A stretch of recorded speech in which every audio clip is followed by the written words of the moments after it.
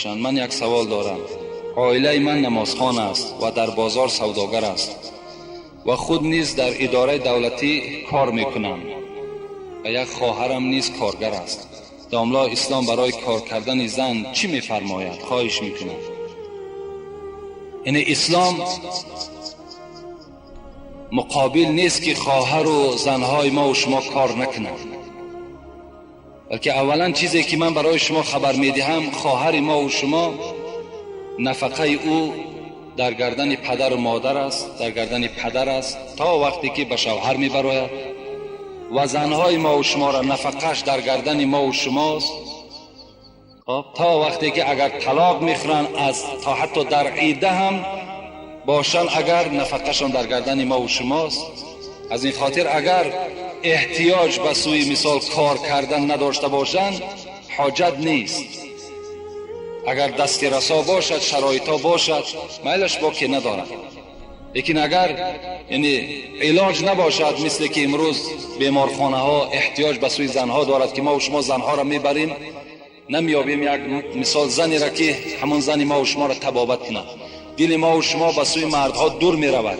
اگر باشد هم زنهایی که مثال مسلمانی که نمازخوان و خدا ترسی که اگر باز در همین بیمارخانه ها کار کنن، این البته ضروری است. اون زن از خانه نشستن در همون بیمارخانه کار کردنش ضرور است.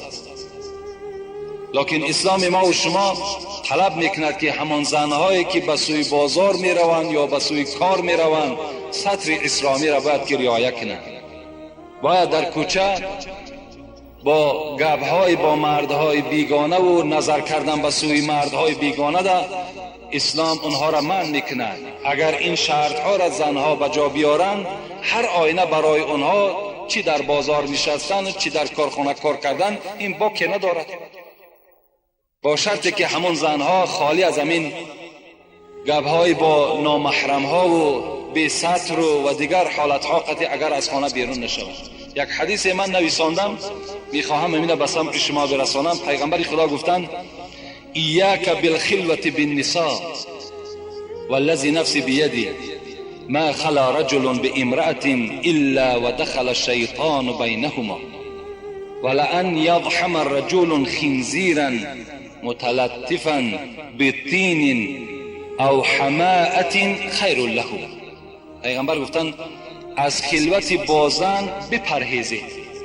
یعنی اگر زن بیگانه باشد شما از خلوت کردن او، یعنی با او یک جا نشستن پرهیز کنید. قسم به آن ذاتی که جان محمد در دست اوست، مرد با هیچ زن خلوت نکند که سیوم آنها شیطان می شود. وقتی که مرد با یک زن بیگانه نشست، چی در خانه چی در کارخانه در کجای نباشد، حتمی شیطان سیوم نفر اونها می شود، اونها را وسواس می کند.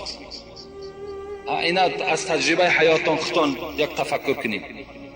برای مرد همنشین و نزدیک شدن با خوگ آغشته با خاک و لای بهتر است از اینکه همنشین با یک زن بیگانه میکنه. پیغمبر گفتند با یک خوگی که آغشته لای است و آغشته خاک است، با او همنشین شدن بهتر از اونی که با یک زن بیگانه شما می نشینید. زیرا که عاقبت زن با زن بیگانه نشستن این چه است؟ این زنا هست. این بار با او مثال با صحبت‌های شیرین صحبت میکنین، عاقبت با یک دیگر دستی به دست سلام میکنین، عاقبت با یک دیگر یک موعد اعلان میکنین که فلان جا ما و تو ملاقات میکنیم، عاقبت چی میشود؟ کارش به زنا انجام مییابد.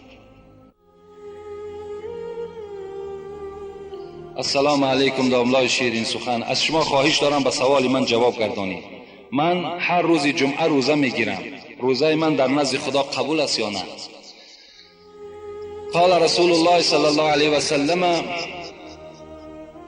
لا یصومن احدکم یوم الجمعه الا یوما قبله او بعده. پیغمبر خدا میگوید شما هیچگاه خاصه روز جمعه را روزه نگیرید. اگر روزگیر هستین یک روز پیش یا یک روز بعد هم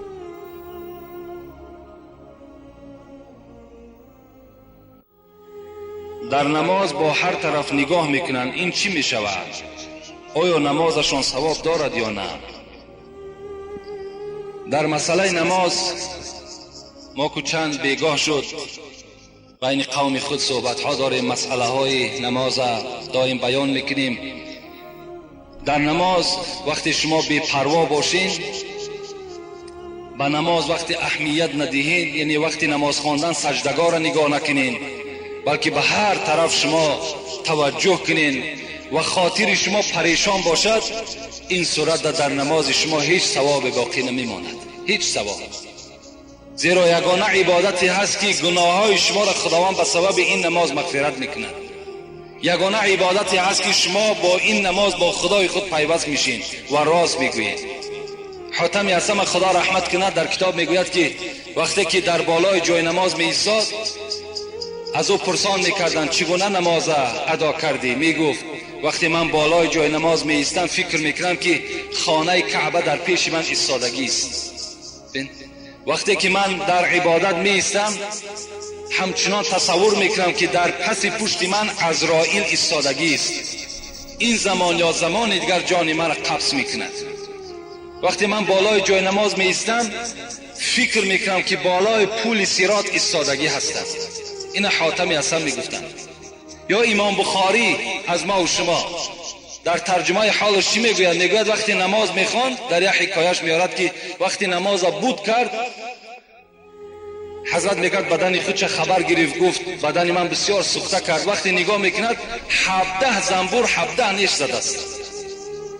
17 نیش در بدن حضرت امام بخاری زدگی بود. بعد نماز وقتی نگاه میکند میگوید که این شاید زنبور باشد. در حالت نماز یعنی حتی درکدار نمیشدند. امام غزالی خدا رحمت کند میگوید ان المصلین کثیر والخاشعین قلیل. نمازخوان بسیار است، الحمدلله. ببین همه نمازخوان است، لیکن کسی که از تحت تل نماز میخواند میگوید کم است. آدمایی که با خشوع نماز میخوانند اینها کم است میگوید امام غزالی. والحاج کثیر والبار قلیل. حضرت باز چی گفتن؟ گفتن حاجی هم خیلی زیاد است، لیکن حج کی قبول شده است و حج های کی ها قبول میشن اینها خیلی کم هستند. و طیر کثیر والعندلیب قلیل. حضرت باز چی گفتن؟ گفتن که پرنده در دنیا خیلی زیاد است، لیکن بلبل کم است. والعالم کثیر والعامل قلیل. عالم هم خیلی زیاد است، لیکن عالم عمل کننده کم است. امروز الحمدلله در بین ما و شما عالم ها زیاد است، لیکن خدا داناست عمل اونها را که تا چه اندازه اونها عمل میکنند. باز بسیار فتنه ها و بسیار نافهمی هم از طرف عالم ها رخ میدهد. حتی رسول اکرم میگوید شما بر دین اسلام گریه نکنید وقتی که اگر پیشوای شما کسی باشد که عمل کننده در اسلام باشد، لیکن بر دین خودتان گریه کنید وقتی که اگر پیشوای شما یگان آدم جاگل و تنپرست و نفس پرست باشد. برای همین خیلی از شما خواهش میکنم که در مسئله نماز با احتیاط باشین، نمازها را خوب انجام دهید. حتی صوفی علیار حضرت چنان غضبناک شدن، گفتن دل جدا زبان جدا باشد، او کجا طاعت خدا باشد. دل جدا زبان جدا باشد، او کجا طاعت خدا باشد. جسم در خانقاه و دل در سیر، این چنین بندگی چی خط و چی خبر؟ جسم تو بالای جای نماز لکن دل تو و فکر تو در دیگر جا، این چی گونه عبادت است؟ میگه دست در صبح زبان در یاد، دل در انجام دنیاوی فریاد. در دست تسبیح داری الحمدلله میگوی، لکن دل تو این قبول نمیکنن دیگر. دل تو خاطرش فکرش در دیگر جاست. ظاهر خود حرقه پوشی ها، باطن خود مکر و فریبی ها.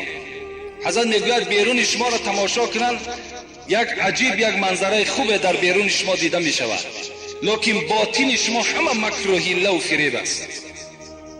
در آخر گفتن این چی طاعت چی بندگی باشد، مردنت به که زندگی باشد. مردن بهتر از این گونه عبادتی که اون آلوده فکر خیال باشد، آلوده ثواب نباشد. از این گفتن مردن بهتر.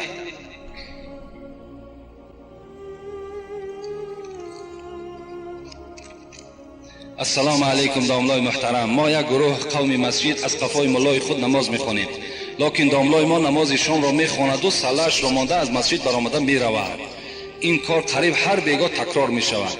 ما با او گفتیم که این کار را نکن، میگوید که میگیم که ترک فرض است، لیکن به ما اهمیت نمیدهد و معاونش را میگوید که نماز را خوانید. التماس داملای محترم، آیا ملای ما گناهگار میشود؟ با آیت قرآن گویید.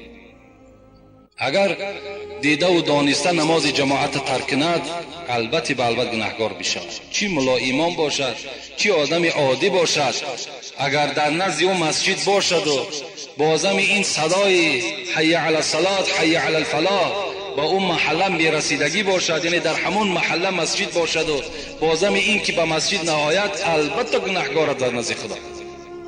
پیغمبر خدا حدیث های بی نهایت بشماری هست، حتی میگوید ثلاثه لعنهم الله. این خیلی یک وعید سخت پیغمبر خداست. 3 طایفه را گفته است پیغمبر خدا که در لعنت خدا گرفتار هستند. لعنت خدا را معناش این است که از رحمت خدا شما دور هستید.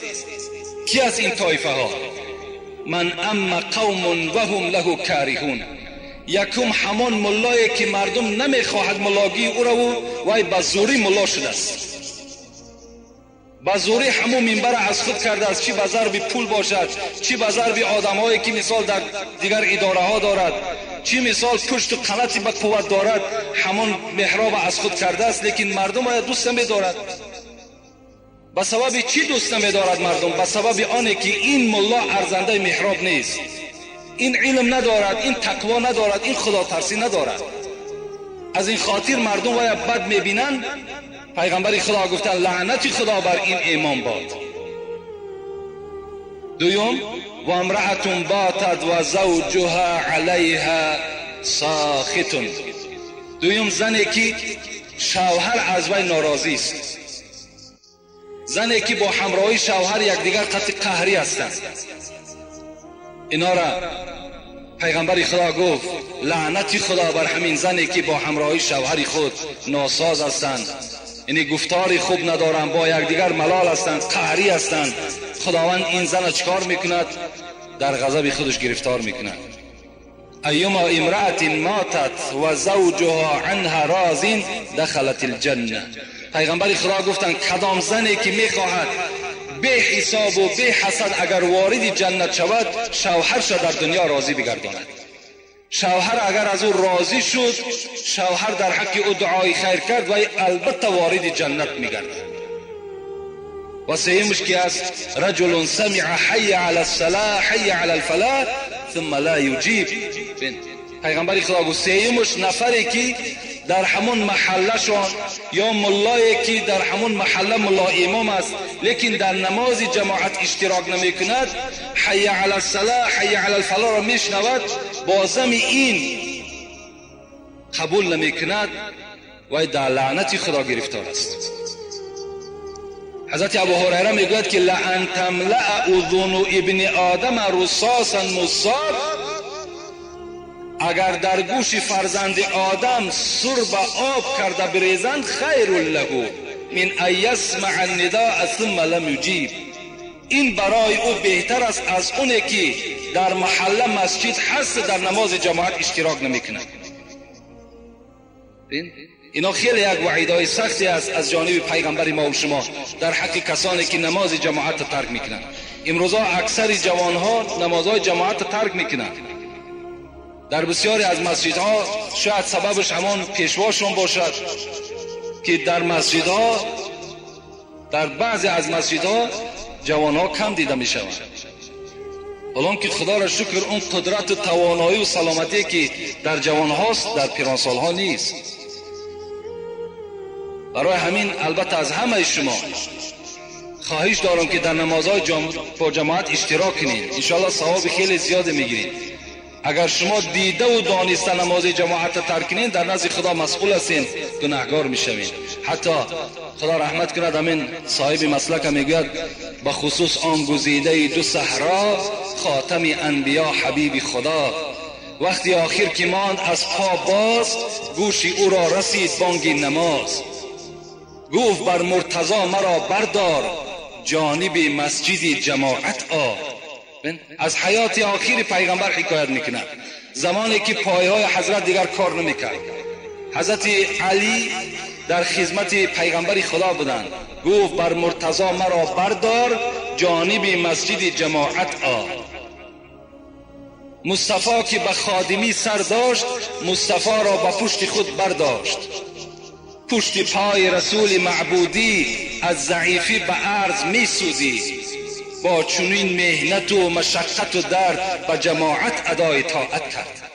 بین حضرت در حالتی که زمان یا یک حالت پس از دنیا میگذشتند، ابوبکر صدیق پیش گذاشتند، حضرت پیش در آمدن نماز خواندند و پیغمبر خدا از پس ابوبکر اقتدا کردند، لیکن نماز جماعت اشتراک کردند. امروز مردم ما و شما چنان گفتی مولوی بندگان نفس را صد حیف نام بندگی، بندگان نفس را صد حیف نام بندگی. بنده صادق همان که رو به مولا میکنه. بی خبرها در فریب عشرت امروزند، با خبرها روز و شب انجام فردا میکنه. امروز بندگان نفس ما و شما شدیم. اگر در کدام معرکه که فوق‌العاده به گوش ما رسید که در فلان جا معرکه است، چی بامداد باشد چی پیشین باشد، حتمی در مسجدش نماز جماعت میخونیم، خاطر همون معرکه همون آدم. لکن از اون معرکه که در جنت خدا برای تو آماده کرده است، از اون معرکه تو چی هستی؟ بیخبر هستی. با یک شوربای پخته است ناپخته این مرد چند کیلومتر طی کردی آمدی، و لیکن برای اون طعامهای بهترین جنت هیچ اهمیت هم ندادی.